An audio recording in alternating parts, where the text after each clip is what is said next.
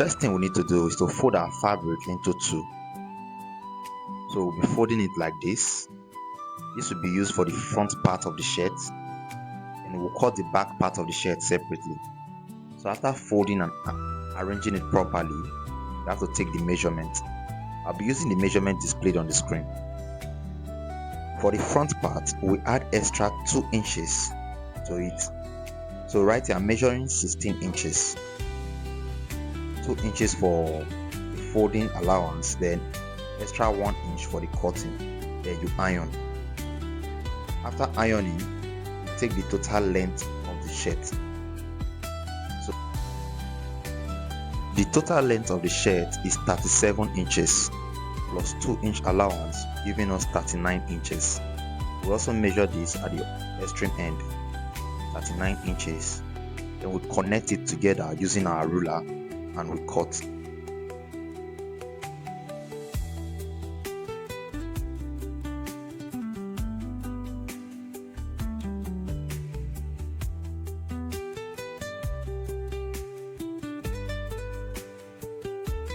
After cutting, remember I told you we added 2 inches that will fold for the opening of the shirt.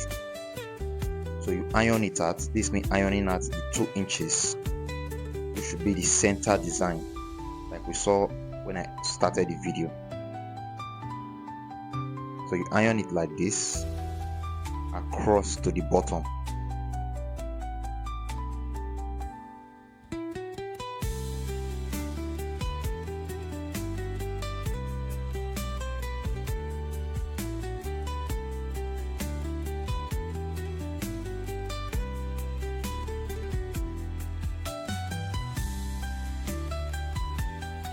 When you are done with the front part, the next thing to do is to cut the back part.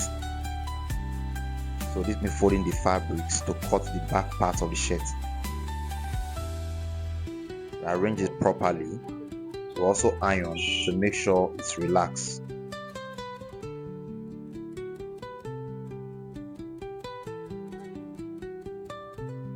So after ironing, you measure the length. Remember the length is 37. For the back panel, we add extra 5-inch allowance. Then you mark it across. Also connect it using your ruler and you cut it out. So we successfully cut out the front panel and the back panel of the shirt. The next thing to do is to arrange them together, just as I'm doing right here in the video. You arrange them together and you will notice that the front part is shorter than the back. You mark 2.5 inch for the neckline, then 10 inches for the shoulder region. At that 10 inch, you measure 2.5 inch for the slant and you connect it together using your ruler. Then you cut it out. After cutting it out, you drag the front part downward to be equal to the back panel.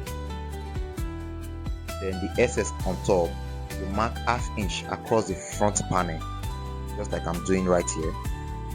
Mark 1/2 inch across, and then you fold the back towards it like this, making sure it's overlapped, and you iron it to make sure it's relaxed. So after ironing, you have this. The next thing we want to do is to take the shoulder measurement. Shoulder measurement is 18 divided by 2 will give us 9, plus 1/2 inch will give us 9.5. Then you also mark 9 inch across for your armhole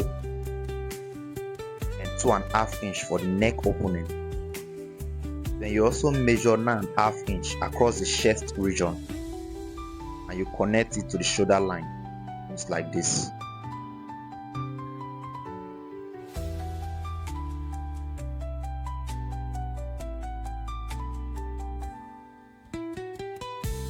After connecting it, we have to take our chest measurement.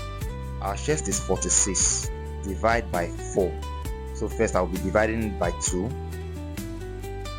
and then I will divide it again by 2, just like you are seeing me doing it here on the tape, using the tape. So right here I have 11.5 inch. I will add extra 1 inch to it, giving me 12.1 inch. After marking it on the chest line, we also take it down to the bottom. this will be for the opening. You mark the same 12.5 inch. There will be no need to mark the stomach because they will tie the wrapper or a george on it, which should be big. It has to be free on the body. You connect these lines together using your ruler.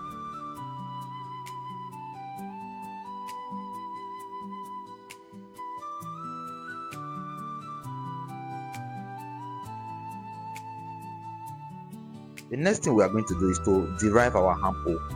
Our armhole length is 9. So 9 divided by 2 will give us 4.5 inch. I will mark it. Then we'll take 0.75 inches inward. You also mark it too. Then if you have this curve, you can just place it on top and then you connect the lines together to have your armhole curve. But if you don't have it, you can also use a freehand sketching to derive your armhole curve.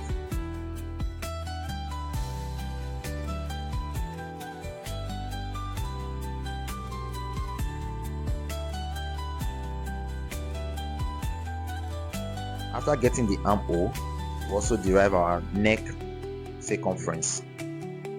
So I'll take 4.5 inch downward. Remember, I marked 2.5 inch by the side on top there, 4.5 inch. Then I also mark 2.5 inch like this.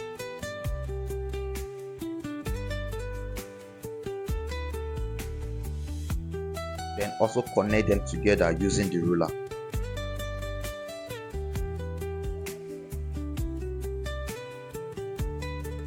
If you don't have this curve, you can use a freehand measurement to derive your neckline. But if you have it, you can just place it like this and you draw out your neckline. I will also recommend you buy this curve in order for your work to be easier when cutting. After drawing the neckline, this means checking the measurement, going around the drawing to make sure it corresponds with my client's neck measurement. So this is 16. Then you also measure the armhole to make sure everything corresponds with the measurement that you took. So this is 12.5.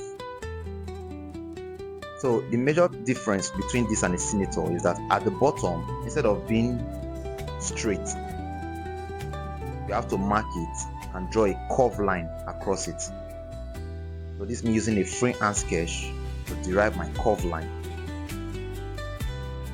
because these attires are not straight at the bottom, although some are straight, but the majority of them are curved at the bottom. So right now it's time to cut. If you've watched to this extent and you haven't subscribed, please do well to hit the subscribe button, hit the like button, and also drop a comment. I would advise you share this to others too who will benefit from it.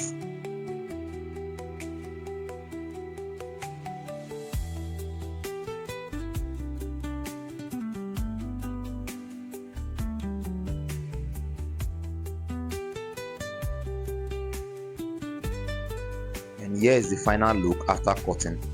In my next video, I'll be showing you how to sew this attire together.